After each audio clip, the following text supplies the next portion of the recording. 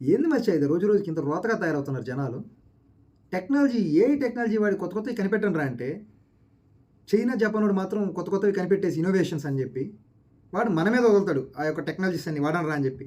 మన తిక్కనాయాలేమో అవి తెలుసుకోకుండా డీప్ ఫేక్ ఏఐ అనేది దాని దగ్గరే అతుక్కుపోయి ఆల్రెడీ మనం చూసాం. కొద్ది రోజుల కిందట మన శ్రీవల్లి. మన శ్రీవల్లి అంటే ఎవరో అనుకుంటామేమో, ఆమె మన Rashmika Mandanna. Deep fake use చేసి ఒక వీడియో అయితే వైరల్ చేశారు. లాస్ట్‌కి 70 ఏళ్ళు దాటిన చిరంజీవి గారిని కూడా పోర్న్ సైట్‌లో పెట్టేశారు బ్రో. అసలు ఏంది ఇది? ఈ ఏఐ వచ్చాక ఏది ఒరిజినల్లో, ఏది ఫేకో అసలు మనం కనీసం ఐడెంటిఫై కూడా చేయలేకపోతున్నాం. ఇప్పుడు మీరు చూస్తున్నటువంటి ఈ యొక్క టాటా నుంచి ఏదో బైక్ రాబోతుందంట 125 సెగ్మెంట్‌లో. అది కూడా ఫేకే.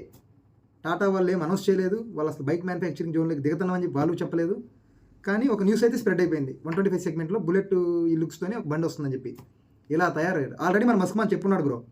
ఏఐ అనేది ఎంత డేంజర్ అని చెప్పి ఇలాన్ మస్క్ బాబాయ్ చెప్పున్నాడు. మనం చూస్తున్నాం.